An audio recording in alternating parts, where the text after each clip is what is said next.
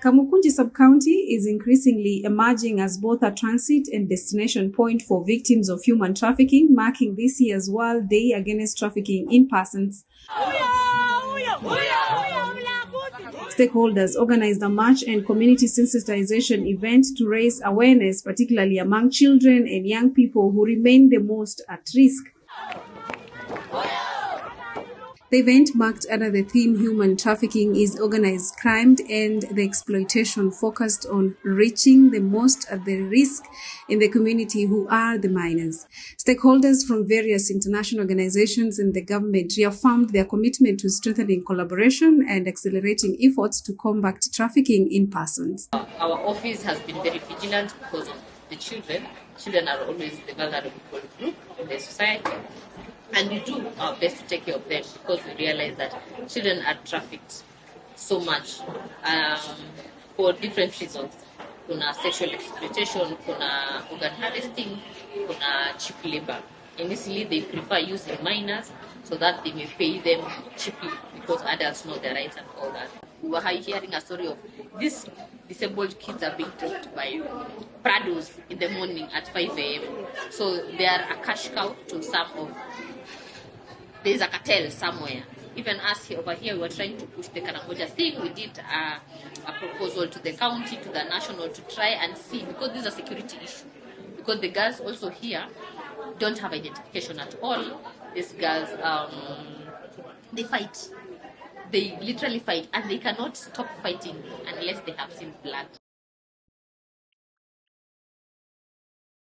Trafficking cartels continue to prey on vulnerable youth, some as young as 10, by luring them with false promises of employment and a better life.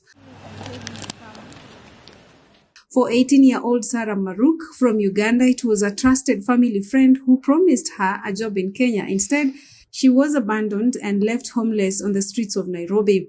You hear from home, my mother, she's sick, even my sister and brother, they are sick. And even me, I have been so stressed. The man that I actually work, it goes there in Uganda. And then when I get some, I just buy my things for my own self. But for now, it's now almost 1 month passed again. I'm not having work, but I've been staying with her.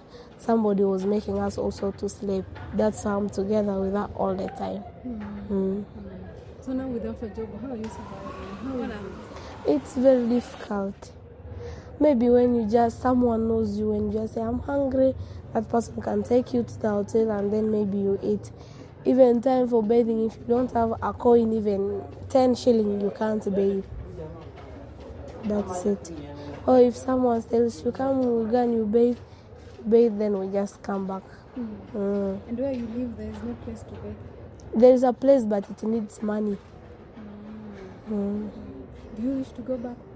Yeah, I wish to go back. Because every time when I call my mother, she's very stressed. The moment she just hears I'm suffering, you just hear she has started crying. But even me also, I feel a pain because I want to go and see her. For the second thing, I really have my aunties. There is one who is in Italy. I have my aunties, but they're not even catering for our future. And your dad? My dad died in 2019. He was a policeman from Roto district. But the moment he died, my aunties, they took everything. Then we just remained empty to the extent they wanted to sell our home.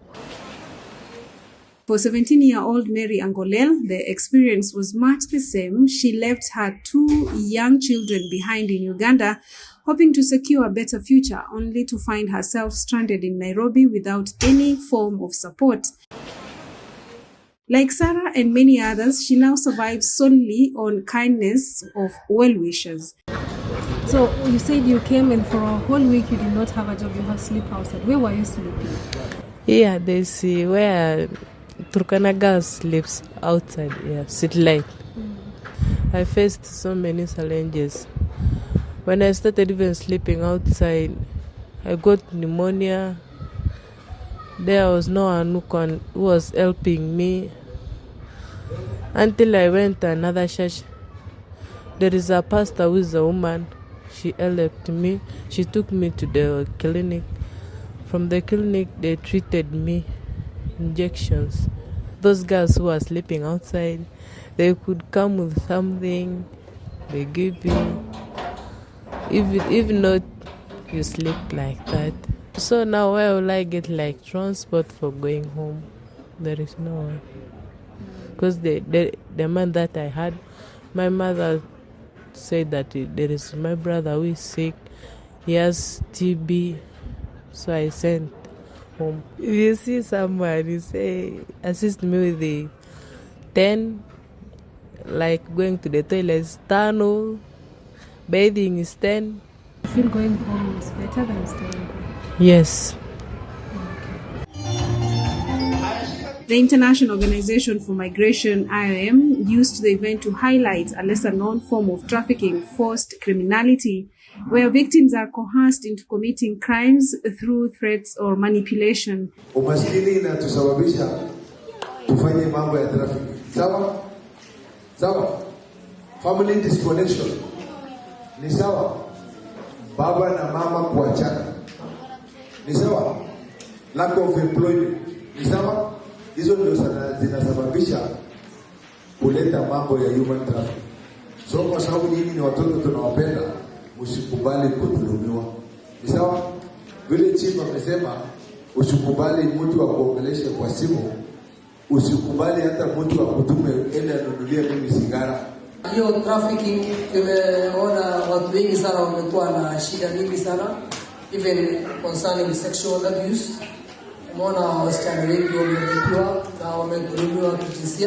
As the day draws to a close, stakeholders emphasize that ending trafficking begins with the awareness, vigilance, and the protection of vulnerable population. Yet for victims like Sarah and Mary, the journey towards healing starts with a simple plea for the chance to return home and reclaim their lives.